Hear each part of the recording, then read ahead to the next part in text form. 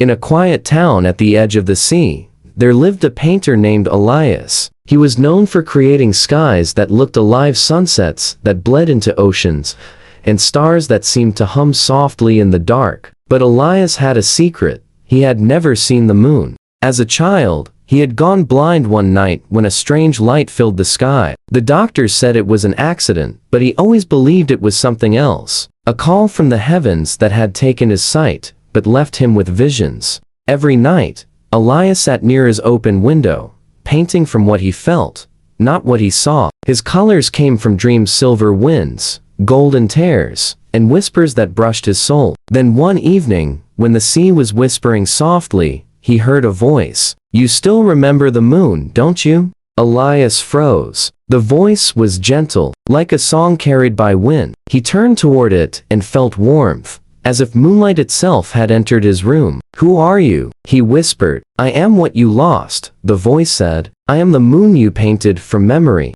For weeks, she came to him every night, not as a woman, but as a presence. Her voice told him stories of the stars, of forgotten wishes, of lovers who spoke through dreams. Elias painted as she spoke, and his work began to glow with ethereal light. People from faraway lands came to see his art. They said his paintings healed hearts and silenced grief. But every time someone asked how he created such beauty, he only smiled and said, "I listen to the sky." One night, the voice asked him, "Do you wish to see me again?" Elias hesitated. He had lived in darkness for so long that the idea of light frightened him. But love, strange, quiet love, had already taken root in his blind heart. "Yes," he said softly, "even for a moment." The next morning, he woke to a knock at the door. A young woman stood there, her eyes the color of moonlight. She smiled. "I'm Luna," she said. "I was told you could paint dreams." Her voice, it was her, the same voice that had spoken through the dark. Elias felt the room spin. "You're real," he breathed. She nodded. "I've waited a long time to find you."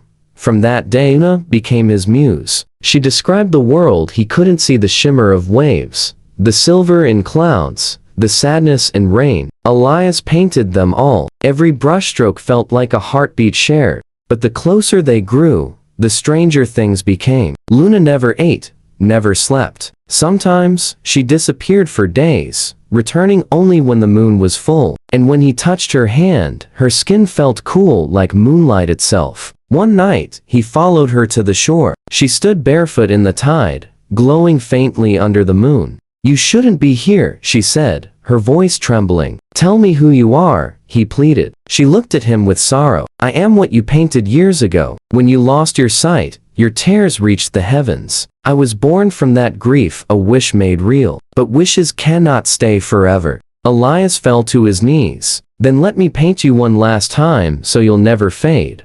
Luna smiled sadly. "You can paint me only if you see me." As her words echoed, a silver light burst from the horizon, blinding him again. But this time, it wasn't darkness, it was everything. He saw her, truly saw her, standing between sea and sky, her body made of moonlight, her hair flowing like silver wind. She whispered, "Thank you for loving what you could not see."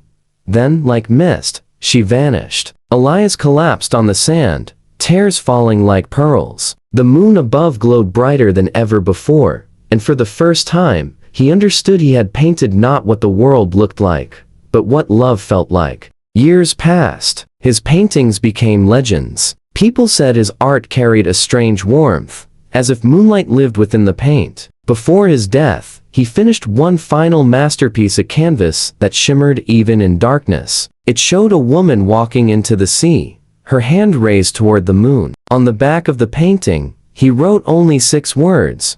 "Love is the light we never lose." Moral lesson: true love is not about sight. It's about seeing with the soul. Even in darkness, love can paint a world brighter than the sun.